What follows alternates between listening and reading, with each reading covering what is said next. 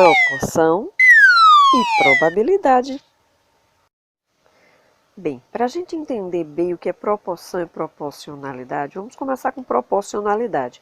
Temos um exemplo no livro de um acampamento de férias. Então, o gerente desse acampamento, ele fez uma previsão do consumo de pães diários. Quanto seria esse consumo? E para entender melhor esse consumo, ele fez uma tabela. Então, vamos acompanhar agora essa tabela.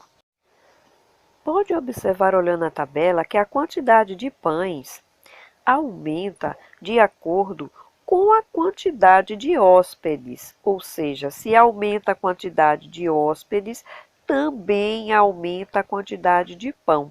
E mais aqui embaixo, a gente vai observar a quantidade de pão para cada hóspede, que é sempre 2, tá certo? Então, o número de pães para cada hóspede não vai aumentar. O que vai aumentar é a quantidade de hóspedes, e aí também aumenta a quantidade de pão. Então, como essas duas situações estão diretamente relacionadas, então, quais são as duas situações? Os pães e os hóspedes. Então, as duas grandezas relacionadas aí são os pães e os hóspedes. Se cresce o número de hóspedes, cresce o número de pães. Então, duas grandezas são diretamente proporcionais quando, à medida que cresce a quantidade de uma, a outra também cresce.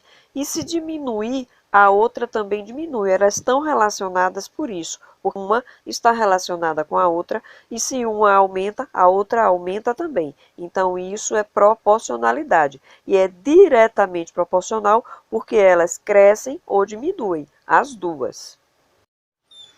Um ótimo exemplo de proporcionalidade é a escala que existe nos mapas. Então, aí na lateralzinha desse mapa, existe uma escala. E ela está indicando que a cada 2 centímetros, ela se refere a 288 quilômetros. Então, esse mapa foi reduzido. De certa forma, a cada 2 centímetros, 2 quilômetros mais ou menos. Então, isso é uma proporcionalidade. Então, a gente já sabe que 4 centímetros são 4 quilômetros. A gente sabe as distâncias de acordo com a escala. Todo mapa, ele mostra a escala e a proporcionalidade. Então, a gente sabe calcular mais ou menos a distância entre uma cidade e outra, de acordo com a escala e com o número de quilômetros que ela se refere a cada centímetro. Como ela não pode existir um mapa com quilômetros, a gente tem que ter o mapa no livro, ele tem que ser pequenininho, isso tem que ser reduzido.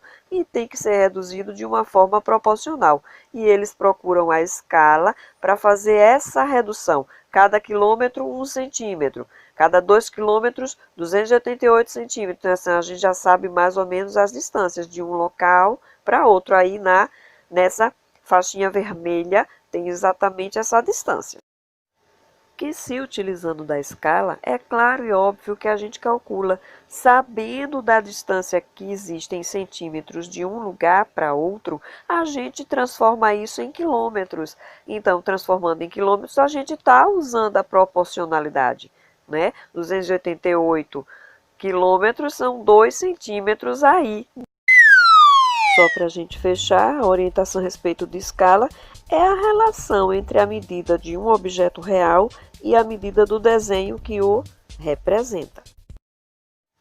Agora, a relação de proporcionalidade é entre os hóspedes e o papel higiênico. A gente já está observando aí que os hóspedes estão aumentando, 2, 4, 6, aí a quantidade de hóspedes. Agora, embaixo, a gente tem a quantidade de rolos de papel para cada dupla de hóspedes. Então, cada dupla usa um rolo de papel. Então, se eles aumentam de 2 em 2, então vai ser um rolo para cada dupla de hóspedes. Essa fração, então, representa a quantidade que cada hóspede vai usar de papel. Metade do papel fornecido para eles, que é um meio. Um meio significa meio ou metade, tá bom? Se é um rolo para cada dupla, então cada hóspede usa metade do papel fornecido. A partir desse raciocínio, a gente sabe como vai responder os quadrinhos que estão em branco, tá ok? Então, nosso livro está repleto de probleminhas com relações proporcionais, não é isso? Esse aqui é mais um, então o pacote de folha sulfite custa R$ 12. E a menina comprou, Karina, comprou 3 pacotes. Então, quanto custou 3 pacotes? Claro que custou mais caro, porque se um é 12, 3 é o triplo disso tudo. Se é o triplo, é 3 vezes isso, né? Então, daí a gente já sabe como é que calcula 3 vezes 12, para saber quanto custa os 3 pacotes. Tranquilo, tranquilo. Divisão em partes proporcionais. Então, a gente tem esse problema aí já resolvido. Eu quero que você leia com atenção esse problema, tá? E caso de você não entender, a gente vai resolver um próximo, utilizando a mesma técnica desse daí. Porque é para você seguir esse modelo para resolver os outros problemas, tá bom? Então, vamos lá. Então, vamos começar a utilizar a prática da divisão proporcional, tá certo? Resolvendo esse problema aí do cofrinho. Então, Pedro, ele tem 2 cofrinhos, tá certo? E toda semana ele deposita no cofrinho R$ 12. Só que no primeiro cofrinho ele é para diversão e o segundo cofrinho é para comprar um videogame. Então ele deposita no segundo cofrinho sempre o dobro do que ele deposita no primeiro, tá certo? Então, quanto dinheiro Pedro deposita semanalmente em um e em outro cofrinho? Então, quais são as partes proporcionais? 1 e 2. Por quê? Porque ele deposita uma determinada quantia no primeiro cofrinho e no segundo ele deposita o dobro. Então, vamos utilizar 1 e 2 para resolver isso, tá bom? Vamos lá.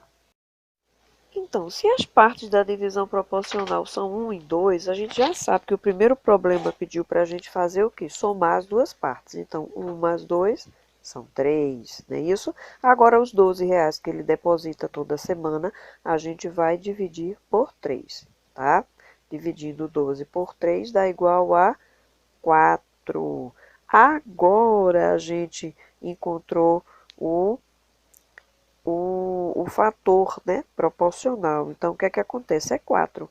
Então, como uma parte é 1 e a outra é 2, a gente encontrou 4 para multiplicar por 1, que dá 4, e 4 para multiplicar por 2, que dá 8. Então, toda semana ele deposita R$ 4 em um cofrinho e R$ 8 em outro cofrinho. E se você somar 4 com 8, você vai ver que dá 12. E é o valor que ele recebe toda semana, tá ok?